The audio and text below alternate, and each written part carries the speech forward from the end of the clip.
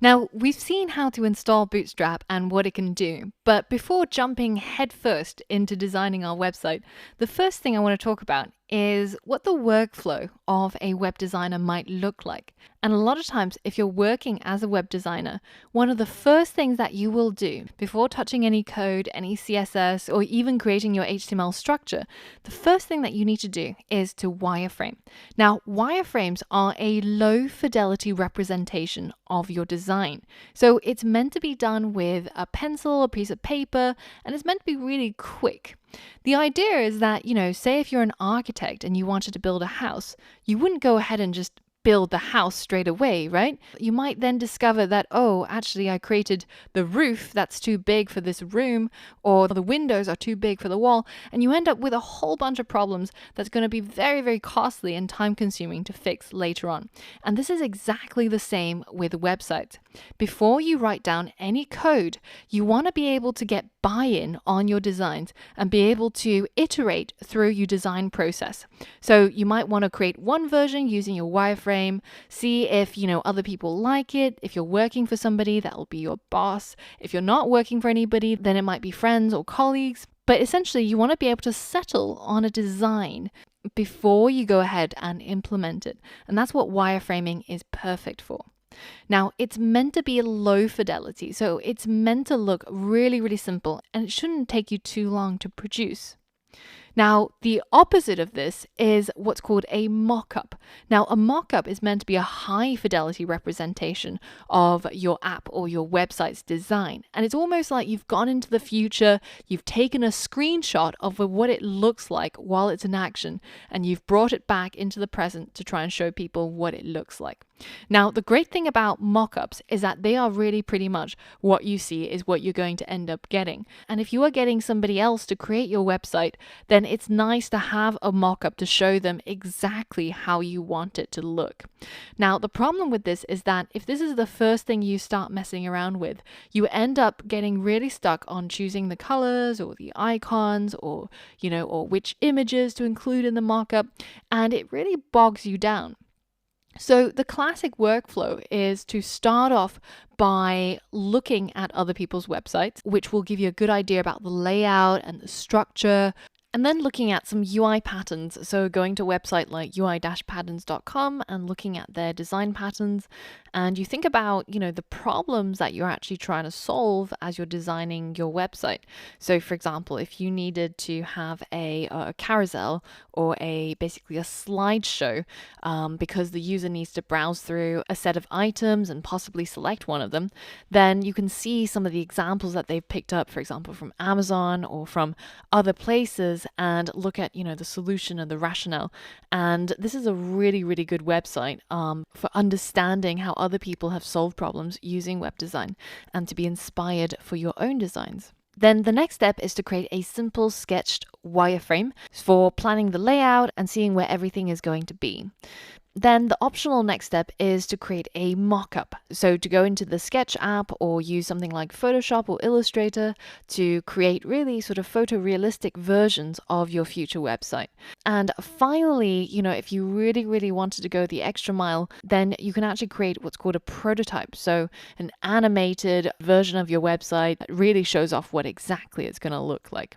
Now, a really good resource for looking for inspiration on all of these fronts is a website called Dribbble, which is a place where designers put up their portfolios. So, for example, if you just search for something like website, you can come across some really, really beautiful designs that people have created as a part of their job. And also there's prototypes and there's a whole bunch of animations, and it's just a really, really nice place to get inspiration. And a really cool thing about Dribbble is that you can even search Dribbble by color. So you can specify a tone that you quite like, and you can narrow down all of the designs by that particular shade. So this is a really, really cool place where you can get lost for hours and hours, and it's a fantastic starting point to get inspiration for your web design. So let's do the same for our website. Let's start off by creating a wireframe. So how would you go about doing this? So in order to create wireframes, the easiest thing that I tend to recommend is just to use pencil and a piece of paper. Now, if you want, there's a website called Sneak Peek It, and they have these beautiful templates that you can download and print out for browsers or for mobile or for tablets. And you can start drawing on these printouts in order to wireframe your website. And they're free to download. And once you click on download, you get a zip file which you can open up and print out and start wireframing. Now, if you want to be a little bit more advanced in wireframing, then pretty much the industry standard tool is Balsamiq. And I've been using this for a number of years, and it's really, really nice. It's quick, it's really, really easy, and the best part is that it's really collaborative. You can share your designs with, say, somebody who commissioned you to design the website, or you can share it with friends and family or your colleagues, and they can add notes and add comments or change the designs as they need. So it's really, really cool. So we're going to create a wireframe for our upcoming website for our startup so that we know exactly what we need to do when we start coding. So go ahead and either sign up for a free 30-day trial if you want to use Balsamiq, or if you don't, then just go ahead and download and print out some of these wireframe sheets so that you can follow along with me.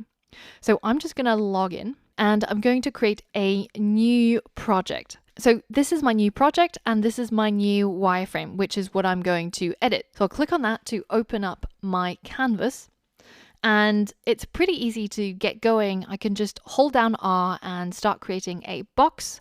I can change the box from rectangle to maybe a browser window. And now I've got a lovely browser window that I'm going to start designing. So on my website, I would first like to have maybe a header section. So let's create a rectangle up here. And this header section is going to have a nice bright color. And then here, I'm also going to have maybe a mobile phone, maybe over here somewhere, down here. So let's change that to a iPhone maybe. Looks good. So we'll use that to show off our app that our startup is developing. So we can put that on the right over here. And then maybe I'll have a section that's maybe some menus over here. So let's just go ahead and search for a link bar. So here's our link bar and we can put it up here on the right. And then maybe we want the link bar to be a little bit more in so that they're aligned on the right. And on the left, maybe I'll add a brand, so maybe like the logo for my company. So I'll just hold down Y and create a large text that maybe looks a little bit like the logo. Yeah, that looks pretty good. And then down here, maybe I'll have a little bit more text. So like a large sort of telling people what my app is all about over here. Let's make that maybe left aligned, maybe make that all aligned together. And then finally at the bottom, I probably will want to have some buttons.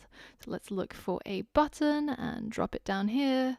Maybe one will be download on Android, the other one could be download on iOS, and let's use their guidelines to put that in. So that's the top of our page, and we can just keep extending this browser by dragging it down and start designing the next parts of our page. So maybe we would have some images down here that shows off our features. So let's just go ahead and add some of those images in.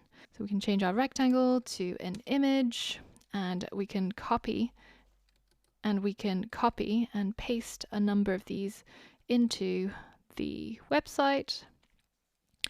And then we'd probably need a little bit of explainer text underneath. So I'm just going to hold down T and start dragging. Maybe we would need like 2 lines, something like that. And then we can copy that as well and get a few of these for each of our images. And this would basically show off the features of our website. And basically you will just continue designing your website until you're happy with how it looks. So you can search through here for whatever you need, like buttons or images or menus, or you can just navigate through these little different tabs to see what it is that you need. And I want you to create a wireframe for your ideal startup website so that in the future, if you create a website, you'll know how to wireframe it so that you have a guide as to how you should design up your website website when you start coding it up. So I'm going to do the classic thing where I show you, here's one that I made earlier, and this is the mock-up for our Tin Dog project. And basically I've split it into sections so that we've got maybe a header section, a features page, maybe some testimonials, maybe some press that we've had for our startup, pricing table, another call to action at the bottom to try and get people to download it, and finally you've got your social icons, etc. And this took me maybe about 10 minutes to create. So it's very, very quick, and it's meant to be rough and ready to show you the layouts.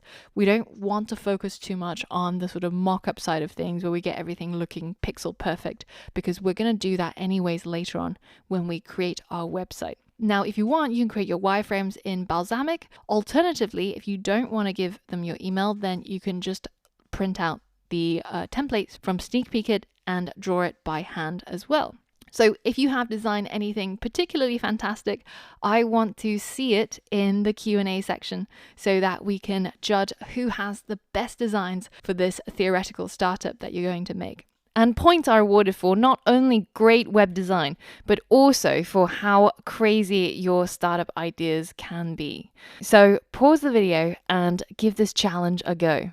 Now, in the next lesson, we're actually going to go about implementing all of this design using Bootstrap by hooking it up with various components. So for all of that and more, I'll see you on the next lesson.